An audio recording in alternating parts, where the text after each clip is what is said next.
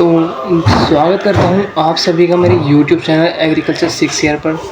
नमस्कार दोस्तों, कृषि ज्ञान की इस शानदार यात्रा में आप सभी का स्वागत है। आज हम आपके लिए लेकर आए हैं कृषि से जुड़े 50 बेहद महत्वपूर्ण प्रश्न जो आपकी तैयारी में एक नई दिशा देंगे। ये प्रश्न मैं आपको टेस्ट की तरह करवाऊँगा। जैसे 50 प्रश्न हैं तो उनके अंदर आपको एक्सप्लेनेशन भी मिलेगी उन क्वेश्चंस की। तो सबसे पहले मैं आपको बताता हूँ कि अराउंड एग्रीकल्चर के 5000 क्वेश्चन मैंने इस नोटबुक में लिख रखे हैं। तो बता देता हूँ मैं एग्रीकल्चर में से आपके किस किस टॉपिक से मैंने 5000 क्वेश्चन लिख रखे हैं। क्रॉप प्रोडक्शन एक टॉपिक है हमारा, जिसके अंदर से मेजर क्रॉप है kharif crop, cultivation variety, disease, pest, nutrient management. Second topic है हमारा horticulture, fruit, vegetable, flower type, cultivation, propagation and importance क्या है हॉर्टिकल्चर की हमारे यहाँ पे। सोइल साइंस, सोइल टाइप क्या है, सोइल टाइप के बारे में पढ़ेंगे। फर्टिलिटी के बारे में पढ़ेंगे। इरोजन, जो सोइल इरोजन होती है, मिट्टी का ढह जाना होता है, उसके बारे में। कंजर्वेशन, फर्टिलाइजेशन, इसके अंदर आपको हर टाइप से क्वेश्चन मिलेंगे इसको नोटबुक के अंदर। एंड ये डेली आपको मैं करवाया करूँगा, तो ज़रूर देखा करें एंड क्वेश्चंस को अपनी एक रफ़ नोटबुक या फिर फेयर नोटबुक जो भी आप बनाना चाहे वो बना ले। वन लाइनर क्वेश्चन लिख लें, वो आपके टेस्टों में भी देखने को मिल सकती है आपको, और आपको पेपर में तो देखने को मिलेंगे। फोर्थ टॉपिक मैंने बनाया है एग्रोनॉमी, टीलेज जो है, sowing, irrigation method, weed management, harvest, storage, जितने भी ये टीलेज वगैरह आते हैं ये सारे एग्रोनॉमी के अंदर आते हैं। फिफ्थ टॉपिक मैंने बनाया है एनिमल हस्बेंड्री का, live stock, breeds management, feeding, common disease, dairy, poultry, ये सब कुछ एनिमल हस्बेंड्री के अंदर हम पढ़ेंगे। एंड एग्रीकल्चर इंजीनियरिंग एंड जो 6 टॉपिक मैंने बनाया है एग्रीकल्चरल इंजीनियरिंग एंड इम्प्लीमेंट्स, इसके अंदर आपको देखने को मिलेगा बेसिक फार्म टूल, जो फार्म के टूल होते हैं हमारे, वो machinery, simple irrigation system, farm structures, ये सब कुछ आपको इसके अंदर देखने को मिलेगा। 7 टॉपिक मैंने बनाया है basic plant science and physiology, plant के जो पार्ट है उसके बारे में पढ़ेंगे। फोटोसिंथेसिस के बारे में पढ़ेंगे, रेस्पिरेशन कैसे होता है प्लांट के अंदर, रिप्रोडक्शन कैसे करता है प्लांट के जो हार्मोन होते हैं उनके बारे में हम पढ़ेंगे। एग्रीकल्चरल इकोनॉमी एंड गवर्नमेंट, जो गवर्नमेंट ने स्कीम्स निकाली है वगैरह वगैरह, basic concept of agriculture economy, important government schemes related to agriculture, जैसे पीएम किसान, फसल बीमा एट्सेट्रा एट्सेट्रा, इन सारी स्कीमों के बारे में हम इस वीडियो के अंदर पढ़ने वाले हैं। एंड मैंने एक टॉपिक बनाया है 9 topic general knowledge of agriculture and history, ये सभी मैंने उस हिसाब से टॉपिक बनाए हैं जो आपके प्रीवियस ईयर जैसे मैंने क्वेश्चन पेपर उठाए थे तो उस हिसाब से मैंने क्वेश्चन ये बनाए हैं। एंड बिल्कुल आसान बढ़िया जो कि आपके पेपर में पूछे जा सकते हैं, बिल्कुल ईजी लैंग्वेज में समझा भी दिया मैंने सबको। इंपॉर्टेंट एग्रीकल्चर इंस्टीट्यूट के बारे में इसके अंदर पढ़ेंगे, रेवोल्यूशन की, historical event in India, agriculture prominent agricultural scientist क्या कौन रहे हैं, कौन सा फादर रहा है, किस चीज़ का क्या फादर रहा है, agricultural environment in ecology, basic concept of sustainable agriculture, agro forestry, environment impact and climate change effect on crops, ये सब कुछ हम इसके अंदर पढ़ेंगे। आपको हर टाइप से मैं ये टॉपिक पढ़ाऊंगा नहीं, मैं इसके अंदर आपको टेस्ट लूँगा क्योंकि बहुत कम टाइम रह गया आपका पेपर को, तो टेस्ट लूँगा। एक नोट और देख लीजिए आप, यहाँ पे नोट मैंने डाल रखा है, all previous year question paper and test questions included in this. जो ये नोटबुक है इसके अंदर आपको प्रीवियस ईयर सब कुछ क्वेश्चन पेपर मिलेंगे। तो हम चलिए शुरू करते हैं फर्स्ट क्वेश्चन से, जो कि आज का हमारा टेस्ट होने वाला है। तो चलिए शुरू करते हैं। विच of the following is primary A rabi crop? Option A rice, मेज, वीट, ज्वार। आप अपना आंसर कमेंट बॉक्स में लिख लें सभी के सभी, लास्ट में बताइए कितने आपके ठीक थे। क्या हमें बताना है कि जो प्राइमरी रबी क्रॉप है इनमें से वो कौन सी है।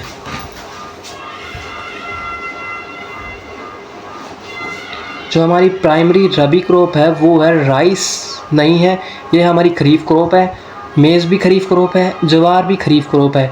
वीट जो हमारी है वो सर्दियों में उगाई जाती है, इसीलिए इसे हम क्या कहते हैं, रबी क्रॉप हम मानी जाती क्या है ये रबी crop.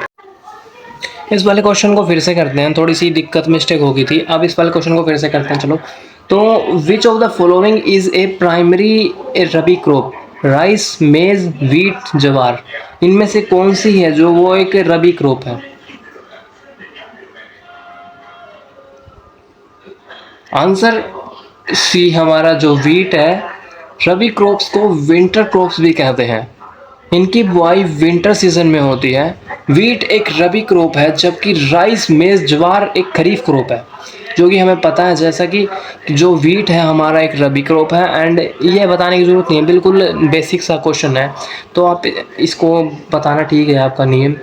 Question two, green revolution in India related to which crop? जो हमारा ग्रीन रेवोल्यूशन इंडिया में आया था वो किस क्रॉप से रिलेटेड था?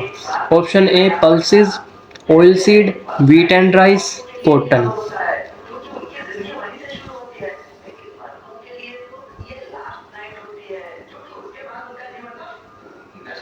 आंसर जो हमारा ग्रीन रेवोल्यूशन है वो ना व्हीट एंड राइस से रिलेटेड था। ग्रीन रेवोल्यूशन का मेन फोकस था फूड ग्रेन्स का प्रोडक्शन बढ़ाना था, स्पेशली व्हीट और राइस का हाई यील्डिंग वैरायटी और मॉडर्न फार्मिंग टेक्नोलॉजी का यूज़ किया गया था। समझ आया? मतलब क्या सीन था कि ग्रीन रेवोल्यूशन में जो हमारे फूड ग्रेन्स हैं उनका प्रोडक्शन बढ़ाने के लिए किया गया था, स्पेशली व्हीट और राइस को उसके अंदर लिया गया। इनकी हाई यील्डिंग वैरायटीज़ बनाई गई, मॉडर्न फार्मिंग टेक्निक्स को अडॉप्ट किया गया। तो इसका आंसर रहेगा ऑप्शन सी। हमारा क्वेश्चन 3 की तरफ बढ़ते हैं। What is the ideal pH for most agriculture crops? Option A 3 to 4.5, option B 5.5 to 7.5, option C 8.8 to 8.5 and option D 9.5 to 11। तो जो सोच के बताइए बढ़िया सा। आंसर हमारा रहेगा ऑप्शन बी 5.5 to 7.5। ज़्यादातर क्रॉप्स के लिए स्लाइटली एसिडिक से न्यूट्रल 5.5 to 7.5 बेस्ट होता है। इस रेंज में न्यूट्रिएंट्स प्लांट को इजीली मिल जाते हैं और सॉइल फर्टिलिटी मेंटेन रहती है, इसलिए ये पीएच बेस्ट रहेगा क्रॉप्स, हमारी जो एग्रीकल्चर क्रॉप्स है उनको उगाने के लिए।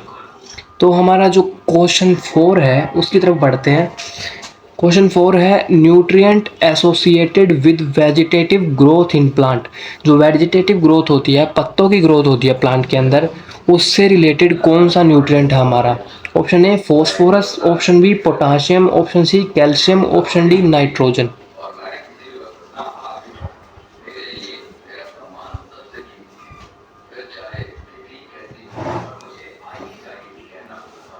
हमारा आंसर रहेगा जो प्लांट की वेजिटेटिव ग्रोथ होती है वो कौन सा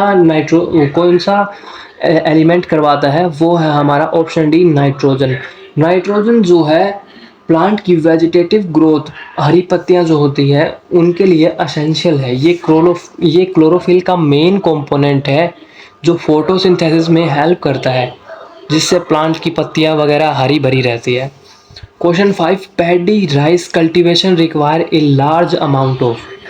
जो हमारी चावल की खेती होती है उसे लार्ज अमाउंट में क्या चाहिए? Arid condition, well drained soil, and ये क्या है, स्टैगेंट वाटर, खड़ा हुआ वाटर, लोमी सॉइल, या फिर जो लोमी होती है हमारी दानेदार मिट्टी होती है वो। आंसर रहेगा हमारा स्टैगेंट वाटर, ऑप्शन सी जो हमारा है स्टैगेंट वाटर वो सही रहेगा। पैडी यानी धान की खेती के लिए भरे हुए खेत, फ्लडेड जो फील्ड होते हैं उनकी ज़रूरत पड़ती है। प्लांट कंटिन्यूसली वाटर सप्लाई चाहिए, जो प्लांट है उसको कंटिन्यूसली वाटर सप्लाई चाहिए, स्पेशली टिल जो हमारा टिलरिंग स्टेज होता है उस तक प्लांट को कंटिन्यू वाटर सप्लाई चाहिए, इसीलिए इसके अंदर हमारा आंसर रहेगा ऑप्शन सी स्टैगेंट वाटर, खड़ा हुआ पानी। क्वेश्चन 6 की तरफ बढ़ते हैं। Disease causes in winter commonly found in wheat and it's fungal disease. जो डिजीज होती है कॉमनली विंटर में होती है एंड व्हीट में पाई जाती है, एंड वो एक फंगल डिजीज है, उसका नाम बताइए। Rust, blight, smut, downy mildew. तो इसका हमारा आंसर रहेगा option A rust. Rust wheat में फंगस से होता है, कॉमन डिजीज है वीट की। इसमें लीव, स्टेम और ग्रेन्स पर रस्ट जैसा जंग जैसा कुछ लग जाता है। इससे क्रॉप का यील्ड बहुत कम हो जाता है। इसलिए ये फंगल डिजीज है, तो ये याद रखें, वीट में लगती है, विंटर में लगती है। एंड क्या है, रस्ट वीट में मेनली कॉमन डिजीज है वीट की। क्वेश्चन 7 की तरफ बढ़ते हैं अब हम। जो हमारा क्वेश्चन 7 है, process of removing of unwanted plant from the crop field is known as. जो प्रोसेस होता है हमारा क्रॉप फील्ड में से अनवांटेड प्लांट्स को रिमूव करना, उसे क्या कहते हैं? Tillage, harvesting, weeding, sowing.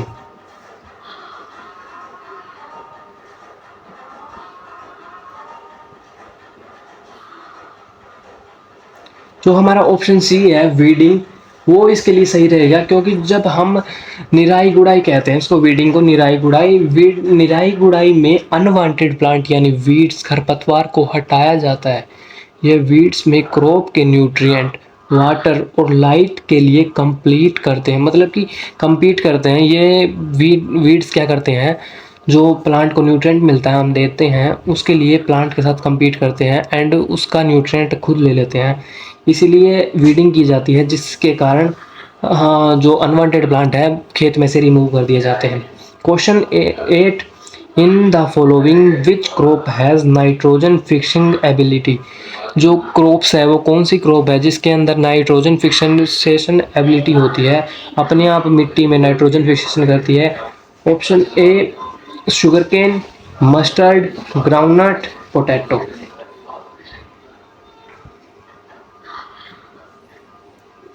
Answer C इसका करेक्ट रहने वाला है, ग्राउंडनट। ग्राउंडनट यानी मूंगफली एक लेगुमिनस क्रॉप है, मतलब कि जो फली वाली क्रॉप है। इसकी रूट्स में राइजोबियम बैक्टीरिया होते हैं जो एटमॉस्फेरिक नाइट्रोजन फिक्स करते हैं। देन बाय वे अपनी सॉइल की फर्टिलिटी को इंक्रीज करते हैं। ये क्रॉप रोटेशन में बहुत हेल्पफुल करते हैं, मतलब कि जब हम क्रॉप रोटेशन करते हैं जो उसके डिजीज़ वगैरह को ख़त्म करने के लिए, तो उसके अंदर ये बहुत ज़्यादा हेल्पफुल है। हमारा जो नाइट्रोजन फिक्सेशन होते हैं, जो जितनी भी लेगुमिनस क्रॉप है जैसे ग्राउंडनट, अरहर, जितनी भी दालें वाली क्रॉप है सभी की सभी नाइट्रोजन फिक्सेशन करती हैं, बस एक केवल राजमा को छोड़कर। क्वेश्चन 9 की तरफ बढ़ते हैं। ये भी हो गया हमारा, timely sowing seed rate for wheat in KG hectare. जो टाइमली हम वीट की जो बुआई करते हैं वो कब से कब कितने केजी सीड लगता है पर हेक्टेयर में?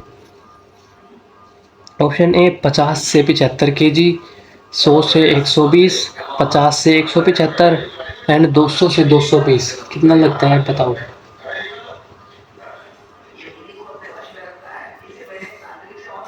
तो हमारा आंसर जो बी है वो करेक्ट रहने वाला है। 100 से 120 वीट की टाइमली सोविंग के लिए अप्रोक्सीमेटली 100 से 120 KG per hectare seed rate recommended किया जाता है। इससे प्लांट की प्रॉपर जो वो डिस्टेंस होता है वो मेंटेन रहती है एंड फूड की जो ग्रेन्स की जो क्वालिटी होती है वो भी बढ़िया होती है एंड एक बढ़िया यील्ड देखने को मिलती है हमें। King of cereals which crop, जो किंग ऑफ सीरियल्स है उसे किसको कहा जाता है? राइस, मेज, व्हीट, बार्ले।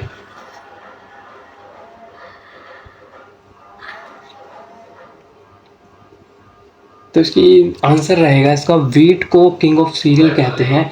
व्हीट को किंग ऑफ सीरियल कहा जाता है क्योंकि यह ग्लोबली सबसे वाइडली कल्टीवेटेड और कंज्यूमिंग क्रॉप है। ये दुनिया भर में मेजर फूड सोर्सेज है, इसीलिए इसको किंग ऑफ सीरियल्स कहा जाता है।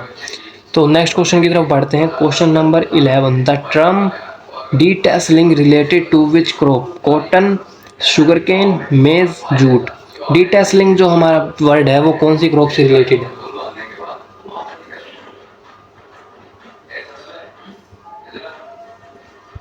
तो इसका आंसर रहने वाला है ऑप्शन नंबर सी, डीटैसलिंग। मेज प्लांट के मेल फ्लावर को रिमूव कर, मतलब कि मेज प्लांट से रिलेटेड है। इसका मतलब क्या होता है? डीटैसलिंग में मेज यानी मक्का प्लांट से मेल फ्लावर टेसल्स को रिमूव किया जाता है। ये technique mainly hybrid seed production में यूज़ होती है। To ensure controlled pollination, male flowers को हटा दिया जाता है मेज से ताकि पोलिनेशन जो है मेंटेन रहे उसे। ये किसके अंदर की जाती है, बस ये याद रखो, मेज के अंदर। ये हमारा क्वेश्चन था 11। क्वेश्चन नंबर 12 की तरफ बढ़ते हैं। Which micro nutrient is essential for plant growth? Nitrogen, potassium, phosphorus, zinc.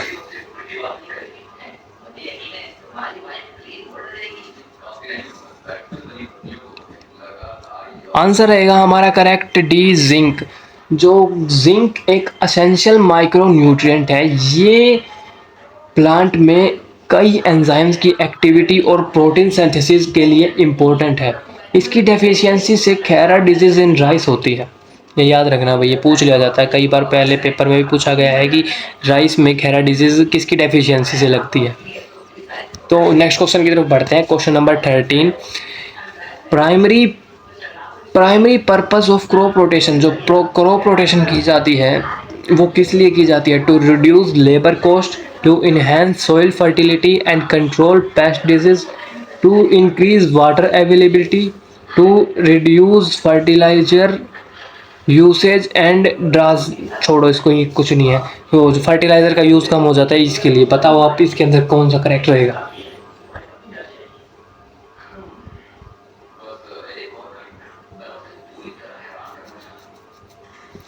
जो आंसर ऑप्शन नंबर बी है, to enhance soil fertility and control pest disease.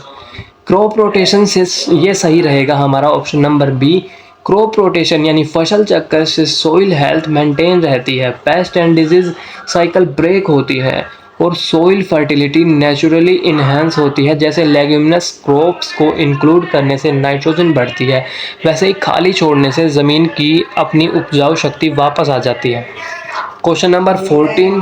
The optimum temperature range for most of rabi crop. The optimum temperature range for most of rabi crop, जो रबी crop है वो उसके लिए optimum temperature क्या माना जाता है? 10 से 25 डिग्री, 25 से 35 डिग्री, 35 से 45 डिग्री, 0 से 10 डिग्री। बताओ क्या टेम्परेचर बेस्ट होता है?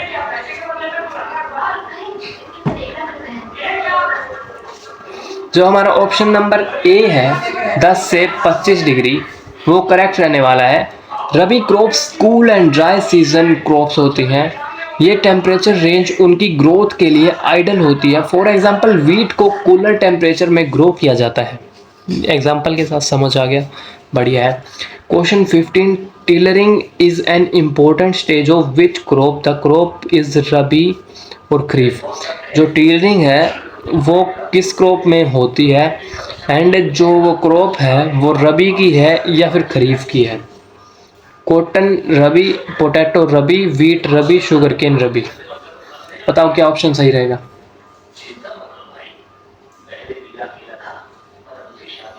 इसका आंसर रहेगा बी। एक तो वीट में टिलरिंग एक इम्पोर्टेंट स्टेज है एंड रबी की क्रॉप है वीट। टिलरिंग वो प्रोसेस होता है जिसमें प्लांट के बेस से न्यू शूट्स यानी टिलर्स निकलते हैं, जिससे यील्ड बढ़ता है। ये वीट्स, बार्ले और राइस जैसे सीरियल्स क्रॉप में भी कॉमन है। क्वेश्चन नंबर 16 की तरफ बढ़ते हैं। Which agriculture practices involve burning crop residue after harvesting? जो क्या होता है, क्रॉप हार्वेस्ट के बाद उनका जो रेजिड्यू बचता है क्रॉप्स का, उसको जला दिया जाता है, उसे क्या कहा जाता है? Zero tillage, stubble burning, mulching, green manuring. मैं कहता हूँ आपको समझ आ रहे होंगे क्वेश्चन एंड मज़ा भी आ रहा होगा कि आपको बढ़िया बढ़िया क्वेश्चन मिल रहे हैं एंड बहुत आसान क्वेश्चन, एंड ये आपके क्वेश्चंस डायरेक्ट पूछे जा सकते हैं एग्ज़ाम में, इसीलिए मैंने निकाल के बहुत बारीकियों से निकाले हैं। तो इसका आंसर रहेगा जो ऑप्शन नंबर बी है हमारा, स्टबल बर्निंग।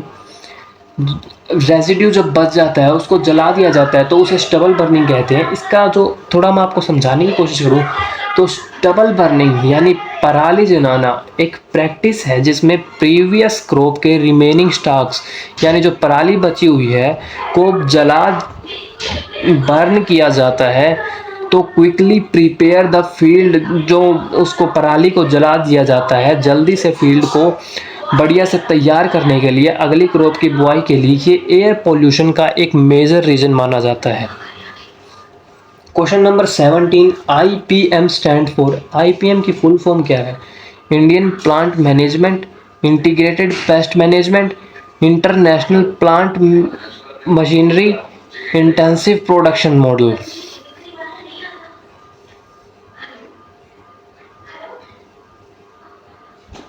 सोच के बताना क्योंकि ये क्वेश्चन थोड़ा उलझाने वाला है। तो इसका जो आंसर रहने वाला है option number B, integrated pest management, इसका आंसर सही रहने वाला है। आईपीएम एक कॉम्प्रिहेंसिव अप्रोच है जिसमें पेस्ट को मैनेज करने के लिए मल्टीपल मेथड्स को अपनाया जाता है। बायोलॉजिकल, कल्चर, केमिकल, इन सभी मेथड्स का यूज़ किया जाता है एमिंग फॉर मिनिमल। इसका जो एम है इंटीग्रेटेड पेस्ट मैनेजमेंट का, कम से कम वातावरण को नुकसान हो, पोल्यूशन कम से कम पहले एंड हार्म भी बहुत कम हो। Scientific name of rice, Triticum aestivum, zea mays, Saccharum species या फिर ओराइजा सटाइवा। ये तो बिल्कुल आसान क्वेश्चन है, अगर आप कहीं से पढ़ रहे हो तो ये क्वेश्चन तो आपको आना ही चाहिए, बिल्कुल सबसे बेस का क्वेश्चन है। जो ऑप्शन नंबर डी है हमारा ओराइजा सटाइवा, ये ठीक रहने वाला है। ट्रिटिकम एस्टिवियम वीट को कहते हैं, जियामेज मेज को कहते हैं एंड सैकरम स्पीसीज तो हमारी गन्ने की जो स्पीसीज होती है उन्हें कहा जाता है। तो नेक्स्ट क्वेश्चन की तरफ बढ़ते हैं हम। Question number 19, which type of fertiliser is typically applied to correct nitrogen deficiency? जब प्लांट में नाइट्रोजन डेफिशिएंसी हो जाती है तो किस टाइप का जो फर्टिलाइजर है प्लांट में यूज़ किया जाता है? सुपर फॉस्फेट, यूरिया, एमओपी या फिर जिप्सम? जो इसका ऑप्शन नंबर सी है यूरिया, वो सही रहने वाला है, वो सही रहने वाला है। Option number C urea. Explanation, urea एक हाई नाइट्रोजन कंटेनिंग फर्टिलाइजर है। ये प्लांट को इजीली अवेलेबल नाइट्रोजन प्रोवाइड करवाता है जो उसकी वेजिटेटिव ग्रोथ और ओवरऑल डेवलपमेंट के लिए एसेंशियल है, इसीलिए यूरिया का उपयोग करते हैं। एक बात और पता चली कि जो यूरिया है उसके अंदर क्या प्रेजेंट है? नाइट्रोजन। नाइट्रोजन से प्लांट की वेजिटेटिव ग्रोथ होती है। The rust disease is commonly observed in which crop? जो रस्ट डिजीज है हमारी वो कौन सी क्रॉप में दिखाई देती है कॉमनली? राइस, मेज, कॉटन या फिर wheat?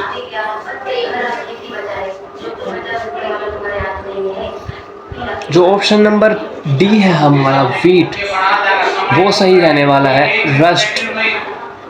Rust disease primary wheat में देखी जाती है। ये फंगल इन्फेक्शन है जो तो वेल गाइस फिर से शुरू करते हैं, थोड़ी सी डिस्टर्बेंस हो गई थी, माफ़ करना इसके लिए। The rust disease is commonly observed in which crop? जो हमारी रस्ट डिजीज है वो मेनली किस क्रॉप में पाई जाती है? ऑप्शन ए राइस, बी मेज, सी कॉटन, डी व्हीट। बताओ।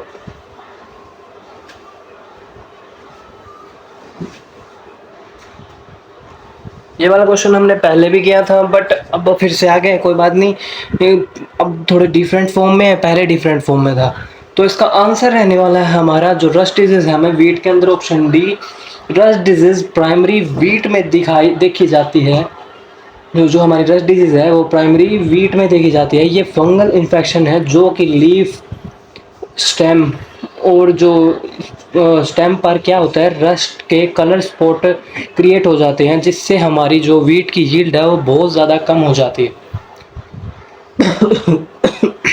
Question number 21, which of the following is an important cash crop? Bajra, sugarcane, jowar, barley, इनमें से कौन सी एक इम्पोर्टेंट कैश क्रॉप है?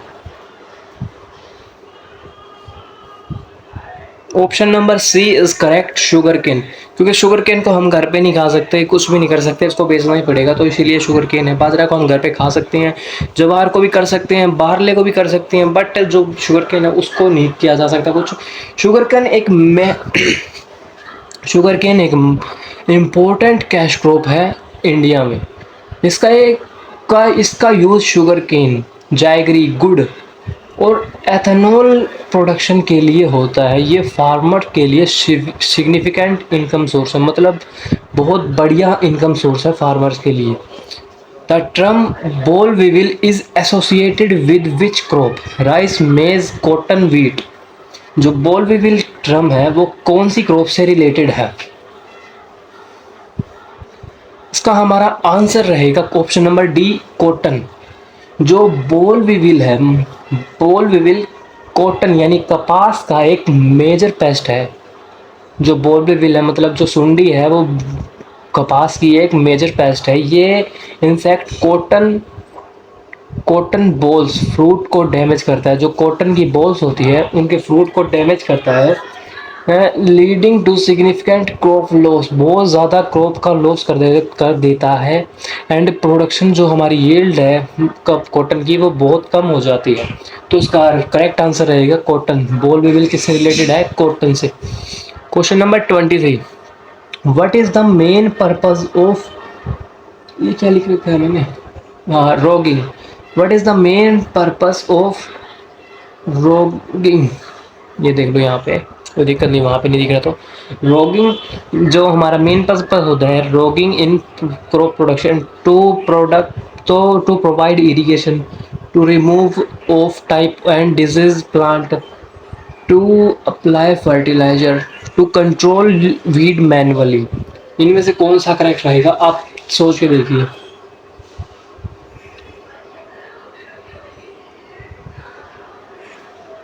तो जो ऑप्शन नंबर बी है हमारा, टू रिमूव ऑफ टाइप और डिजीज्ड प्लांट। जो रोगिंग क्या होती है? रोगिंग सीड प्रोडक्शन में एक इम्पोर्टेंट प्रैक्टिस है। जब हम सीड प्रोडक्शन करते हैं तो उसके अंदर रोगिंग एक बहुत महत्वपूर्ण इम्पोर्टेंट है।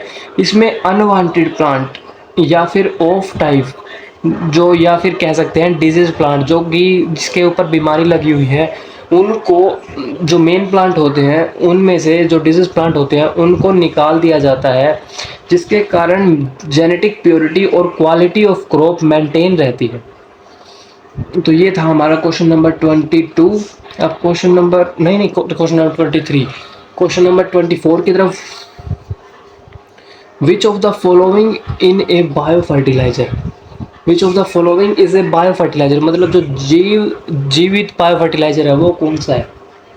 Option number A urea, option number B DAP, rhizobium, MOP. इनमें से कौन सा है जो एक लिविंग बायो फर्टिलाइजर है? इसका आंसर हमारा जो ऑप्शन नंबर सी है, राइजोबियम। राइजोबियम है वो हमारा ठीक रहेगा। राइजोबियम जो है एक बायो फर्टिलाइजर है। राइजोबियम एक टाइप का बायो बैक्टीरिया है जो लेग्यूमिनस प्लांट की रूट्स में सिम्बायोटिक रिलेशन में रहता है और एटमॉस्फेरिक नाइट्रोजन फिक्स करने में मदद करता है। नेचुरली एक बायो फर्टिलाइजर है। जो लेग्यूमिनस क्रॉप है उनकी जड़ों में पाया जाता है। यही है एक बायो फर्टिलाइजर। कौन है? Rhizobium. Stem borer is the major pest of which crop? जो स्टेम बोरर है वो कौन सी क्रॉप का मेजर पेस्ट है? व्हीट, कॉटन, राइस या फिर मस्टर्ड? रुक जा, तू क्यों उड़ रहा है? बताओ, सोच के सही से बताना है। जो स्टेम बोरर है वो हमारा राइस, ऑप्शन नंबर जो हमारा सी है उसका करेक्ट आंसर है। तो स्टेम बोरर है हमारा वो राइस की एक मेजर पेस्ट है। स्टेम बोरर राइस क्रॉप का एक डिस्ट्रक्टिव पेस्ट है। इसका लार्वा प्लांट के स्टेम में बोर करके अंदर से खाता है, जिससे प्लांट डैमेज हो जाता है। इसका लार्वा क्या है, जो प्लांट के स्टेम में जाके उसको अंदर से बोर करता है एंड उसकी जड़ को बिल्कुल, स्टेम को बिल्कुल ख़त्म कर देता है, जिसके कारण हमारी प्रोडक्शन यील्ड है वो बिल्कुल कम हो जाती है। ऑप्शन नंबर राइस इसका सही रहेगा। स्टेम बोरर किससे रिलेटेड है? राइस से। Which of the following irrigation method is more efficient for row crop? जहाँ पे भी मोर एफिशिएंट इरिगेशन मेथड का नाम आ जाए ना, वहाँ पर बस आपको एक ही नाम याद रखना है। बाकी अभी क्वेश्चन टेस्ट चल रहा है तो बता नहीं सकता। तो आपको याद होगा अगर आप तैयारी कर रहे हैं तो। Drip irrigation, furrow, flood, sprinkler, कौन सा ठीक रहेगा बताओ?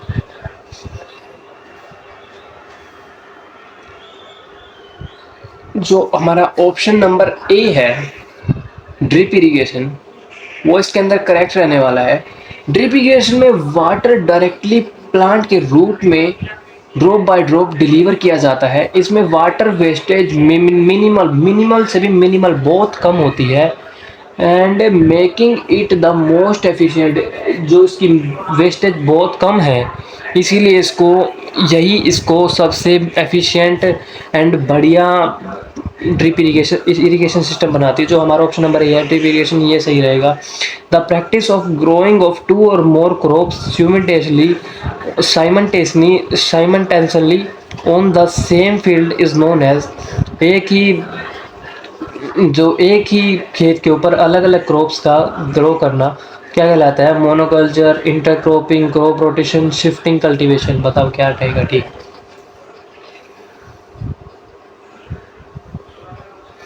जो हमारा ऑप्शन नंबर सी है इंटरक्रॉपिंग, इसके लिए बेस्ट सही रहेगा।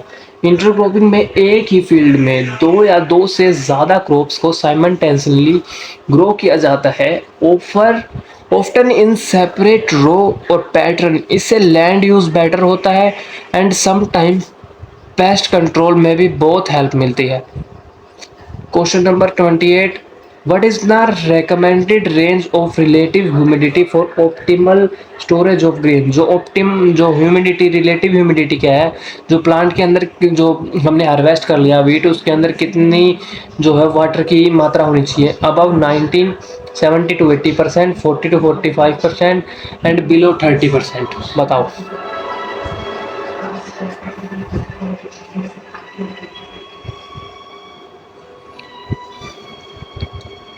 पापा उठ गए।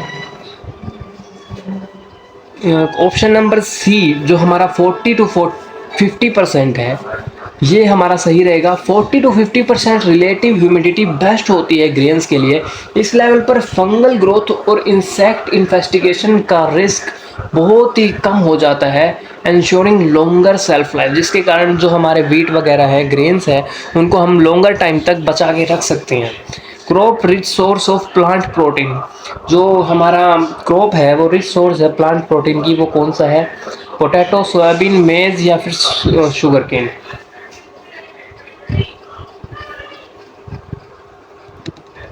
चलो फिर से शुरू करते हैं, उसे माफ़ करना डिस्ट्रीब्यूशन क्या कहते हैं उसको, डिस्टर्बेंस के लिए। तो फिर से शुरू करते हैं। Crop rich source of plant protein, जो प्लांट है crop rich source of plant protein, कौन सी प्लांट क्रॉप है जो रिच सोर्स ऑफ प्रोटीन है? पोटैटो, सोयाबीन, मेज, शुगर केन, कौन सी क्रॉप है बताओ? क्वेश्चन नंबर 29 पे आ चुके हैं। तो इसका आंसर नंबर जो सी है, ऑप्शन नंबर सी है हमारा, सोयाबीन। सोयाबीन अपनी हाई प्रोटीन कंटेंट के लिए फेमस है।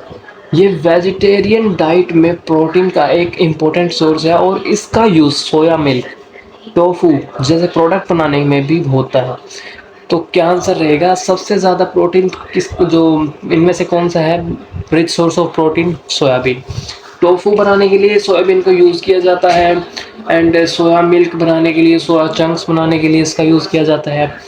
अब question number 30, the phenomena where a crop become ready to harvest indicate by change in colour and moisture content is called? Flowering, germination, ripening, tillering. अब जल्दी जल्दी करते हैं, थोड़ा ज़्यादा लंबी नहीं करते वीडियो, फटाफट करके फारिग करते हैं। तो इसका आंसर रहेगा राइपनिंग। राइपनिंग वो प्रोसेस है जिसमें फ्रूट और ग्रेन्स हार्वेस्ट या कंजप्शन के लिए रेडी होते हैं। इसमें टेस्ट, कलर और टेक्सचर में बायोकेमिकल चेंजेस आते हैं। टेक्सचर, कलर में बायोकेमिकल चेंजेस आते हैं, जिसके कारण उसे क्या कहते हैं हम उसे राइपनिंग। जब खाने के लिए तैयार हो जाए कोई भी फूड, ग्रेन या फिर फ्रूट, उसको हम क्या कहते हैं? Ripening. Question number 31, which plant hormone is primarily responsible for cell elongation and apical dominance? Zeolic acid, endoxin, cytokinin, abscisic acid।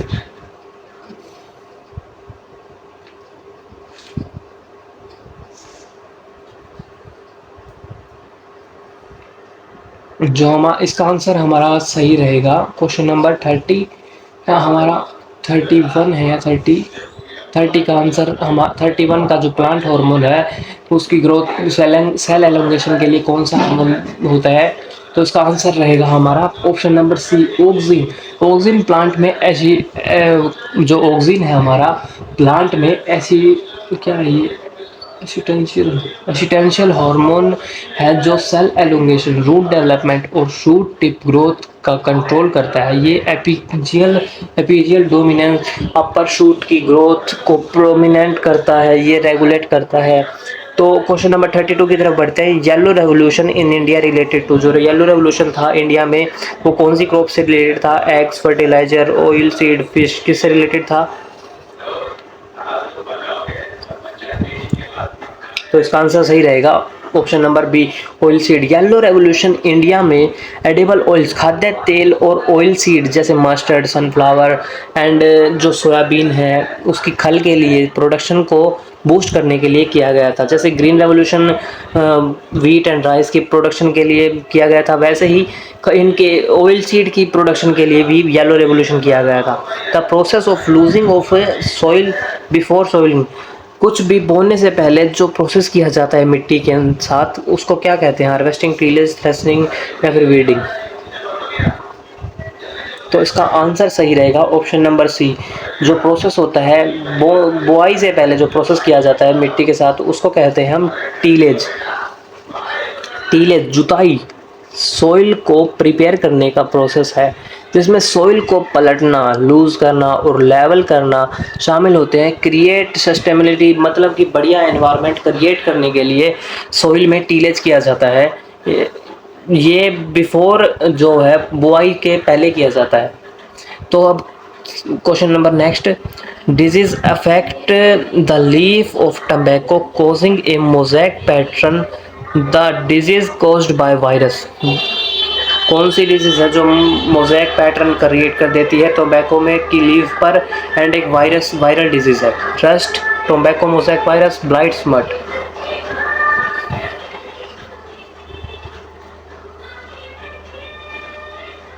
तो इसका आंसर जो हमारा सी ऑप्शन है, टोबैको मोज़ेक वायरस, TMV, एक वेल नोन प्लांट वायरस है जो tobacco और other crops में लीव्स पर मोज़ेक लाइक पैटर्न क्रिएट कर देता है। तो ये इसका आंसर रहेगा tobacco mosaic virus, viral disease है। तो question next, primary function of phosphorus in plant vigorous vegetative growth, root development in flowering and disease resistance, टोमेटा regulation. क्या फंक्शन है जो क्या नाम है इसका फॉस्फोरस का? जो ऑप्शन नंबर बी है हमारा, root development and flowering. Phosphorus plant में एनर्जी ट्रांसफर, DNA और RNA फॉर्मेशन के लिए विटल है। ये स्पेशली रूट सिस्टम डेवलपमेंट और फ्लावरिंग प्रोसेस के लिए क्रूशियल है। तो क्या आंसर रहेगा इसका? रूट सिस्टम के लिए बेस्ट है तो फॉस्फोरस, और फ्लावरिंग के लिए बेस्ट है। Which of the following is a warm season cereal crop, जो गर्मी की क्रॉप है वो कौन सी है हमारे? वीट, ओट्स, बार्ले, मेज। वार्म सीजन मतलब जिसको गर्मी चाहिए ज़्यादा। जो हमारा ऑप्शन नंबर बी है मेज़, सॉरी डी है मेज़, ये हमारा करेक्ट रहने वाला है। मेज़ यानी मक्का एक वार्म सीजनल क्रॉप है और इसे खरीफ सीजन में ग्रो किया जाता है। Wheat, barley, oat cool season की क्रॉप है जिन्हें हम रबी सीजन की क्रॉप कहते हैं। The term ratooning is commonly used in the cultivation of which crop? Cotton, जो रोटूनिंग है वो किससे रिलेटेड है? Cotton, sugarcane, rice, potato. जो ऑप्शन नंबर सी है हमारा, अगर आपको पता हो तो शुगर केन इसका सही आंसर रहेगा। रोटूनिंग एक एग्रीकल्चरल प्रैक्टिस है जिसमें क्या होता है कि क्रॉप की हार्वेस्ट के बाद उसके स्टबल यानी ठुड्डे से सेकंड या फिर सबसे सिक्वेंटली क्रॉप ग्रोथ की जाती है। ये शुगर केन में बहुत कॉमन है। तो अगर हमने यहाँ तक कंप्लीट कर लिया है कि द रटूनिंग वर्ड किससे रिलेटेड है? शुगर केन से रिलेटेड है, ये हमारा हो गया था। रटूनिंग एक एग्रीकल्चरल प्रैक्टिस है जिसके अंदर क्रॉप की हार्वेस्ट के बाद उसका जो ठुड्डा या फिर जो सेकंड फिर से उगता है जो क्रॉप के ऊपर, ये शुगर केन में बहुत कॉमन है। मतलब कि शुगर केन को काट लिया जाता है, फिर उसके बाद उसके अंदर से एक बार फिर से वो जैसे ज्वार काट ली जाती है उसके बाद फिर से उग जाती है, उसी टाइप से शुगर केन में भी गन्ने में एक बार फिर से गन्ना उगता है तो उससे भी लिया जाता है, तो वो उसे रटून कहा जाता है। एंड इससे एक और बात बताता हूँ कि शुगर केन में से क्वेश्चन ये भी पूछा जाता है कि शुगर केन किस टाइप की क्रॉप है, तो आंसर आएगा रटून क्रॉप है। तो next question, what is the ideal soil for growing cotton? Cotton को उगाने के लिए आइडल सॉइल जो है वो कौन सी होती है? कॉटन को उगाने के लिए जो आइडल सॉइल है वो कौन सी मानी जाती है? ब्लैक, लेटराइट, क्लेई, सोली। तो इसका आंसर रहेगा option number A, black soil. Black soil काली मिट्टी कॉटन कल्टीवेशन के लिए हाईली सुटेबल होती है। इसकी मॉइस्चर रिटेंशन कैपेसिटी होती है और ये न्यूट्रिएंट जैसे कैल्शियम एंड मैग्नीशियम से रिच होती है, इसीलिए ब्लैक सोइल कॉटन के लिए बेस्ट है। Which essential which essential element is a component of chlorophyll? कौन सा जो प्लांट के लिए एसेंशियल एलिमेंट है वो एक क्लोरोफिल का पार्ट है? Iron, magnesium, copper, boron. Iron, magnesium, इनमें से कौन सा है बताओ जल्दी। तो इसका आंसर रहेगा मैग्नीशियम, ऑप्शन नंबर 3। जो मैग्नीशियम क्लोरोफिल मॉलिक्यूल का सेंट्रल एटम है। क्लोरोफिल प्लांट में फोटोसिंथेसिस प्रोसेस के लिए एसेंशियल ग्रीन पिगमेंट है। आपको पता तो है कि क्लोरोफिल क्या है। क्लोरोफिल फोटोसिंथेसिस के लिए ग्रीन पिगमेंट है जो कि बहुत एसेंशियल है। Recommended spacing for paddy in centimetre. तो जो पैडी के लिए रेकमेंडेड स्पेसिंग है वो क्या है बताओ? 5 × 5, 20 × 10, 10 × 10, 30 × 30। तो इसका आंसर रहेगा option number C, 20 × 10 centimetre. Paddy यानी धान की प्लांटिंग के लिए 20 centimetre into 10 centimetre spacing generally recommended होती है। इससे प्लांट तो चलिए इस क्वेश्चन की तरफ बढ़ते हैं। Which crop is a cash crop growing it's fibre? कौन सी क्रॉप है जो अपने फाइबर के लिए उगाई जाती है? तो jute, wheat and potato and groundnut, इनमें से कौन सी है? तो इसका अप्रोप्रिएट आंसर रहेगा जूट। जो जूट है वो प्राइमरी क्या है, अपने स्ट्रॉन्ग फाइबर के लिए कल्टीवेट किया जाता है, जो इससे सेक्स बनते हैं, रोप्स बनती है, टेक्सटाइल बनते हैं, बनाने में यूज़ होता है इसका, इसीलिए एक इम्पोर्टेंट कैश क्रॉप है। और यहाँ पे जो जीनट लिख रखा है वो है ग्राउंडनट। खैरा डिजीज़ किसी कमी से होती है तो इसका सीधा सीधा आंसर होगा राइस में होती है, जिंक की डेफिशिएंसी से के कारण होती है। And the practice of growing tree along side agriculture crop on the same land, जो क्या कहते हैं ट्रीज़ के साथ ही साथ एग्रीकल्चर करें तो उस प्रैक्टिस को क्या कहा जाता है?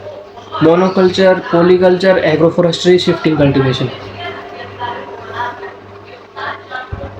तो इसका जो एप्रोप्रिएट आंसर रहेगा वो रहेगा option number B, agroforestry. Agroforestry यानी कृषि विज्ञानिकी एक लैंड यूज सिस्टम है जिसमें ट्रीज या श्रब्स का क्रॉप के साथ प्लांटेशन कर दिया जाता है। इसके अंदर क्या होता है, integrated forest and agriculture practices for manual, मतलब क्या होते हैं जो हर्ब्स होते हैं, ट्रीज़ होते हैं, उनको साथ में कल्टीवेट किया जाता है, जिसके कारण क्या हमें फ़ायदा होता है। ट्रीज़ वगैरह हर सब पर से लकड़ी वगैरह मिल जाती है, शब्द से वो मेडिसिनल वगैरह कुछ मिल जाता है, तो इससे हमें डबल फ़ायदा होता है। इसे हम एग्रोफोरेस्ट्री कहते हैं। उसके क्या कहते हैं, जो एग्रोनॉमी के साथ जो ट्रीज़ वगैरह का खेती करना उसको कहते हैं ये एग्रोनॉमी। तो नेक्स्ट क्वेश्चन है हमारा, primary function of potassium in plant growth. जो पोटाशियम है उसका मेनली फंक्शन क्या होता है? Promoting root development, increasing resistance to disease and improving fruit quality, enhancing leaf growth, aiding photosynthesis. तो बताओ क्या हो सकता है?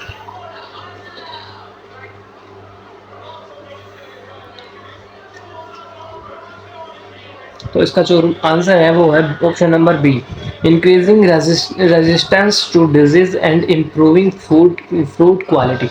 पोटाशियम प्लांट में water regulation, nutrient transport and plant की स्ट्रेस, डिजीज और पेस्ट के अगेंस्ट रेजिस्टेंस इंक्रीज करने के लिए एक क्रूशियल एलिमेंट माना जाता है। ये फ्रूट डेवलपमेंट एंड क्वालिटी में भी मेजर रोल प्ले करता है। Next question, the term vernalization is associated with the requirement of which environment factor for flowering in plant. जो वर्नलाइजेशन है उसका मतलब क्या होता है? हाई टेम्परेचर प्लांट को प्रोवाइड करना, लो टेम्परेचर प्लांट को प्रोवाइड करना, लॉन्ग डे लाइट या फिर शॉर्ट डे लाइट। तो इसका जो सही आंसर है उसका वो है option number B, low temperature. Vernalization वो प्रोसेस है जिसमें कोल्ड टेम्परेचर के एक्सपोजर में प्लांट के फ्लावर प्रमोट होते हैं। कई क्रॉप्स को फ्लावरिंग करने के लिए कोल्ड टेम्परेचर चाहिए। जैसे कई क्रॉप्स को क्या सीन है, इसका वर्नलाइजेशन का मतलब क्या है कि प्लांट को ठंडा टेम्परेचर प्रोवाइड करना। सीधी सीधी बात है, इसका आंसर रहेगा low temperature. Which of the following which of the following which of the following is a common used herbicide for weed control in crop field? Carbofluron, malathion, glyphosate, chlorpyrifos। जो कौन सा commonly use होता है ये बताना है। तो इसका आंसर जो रहेगा वो है ग्लाइफोसेट। ग्लाइफोसेट एक widely used broad spectrum systematic herbicide है। ये वीड को मारने के लिए उनके अमोनिया एसिड सिंथेसाइज को इनहेबिटेड करता है। वीड को मारने के लिए क्या करता है, तो उसके जो वीड अमोनिया सिंथेसाइज करता है उसको ख़त्म कर देता है इसका। और ये क्या है, एक सिस्टमैटिक हर्बिसाइड है। तो ये ग्लाइफोसेट क्या है, एक सिस्टमैटिक हर्बिसाइड है। The process of removing the top leaf of T plant to encourage new tender shoot is called plunking, tipping, pruning, skipping।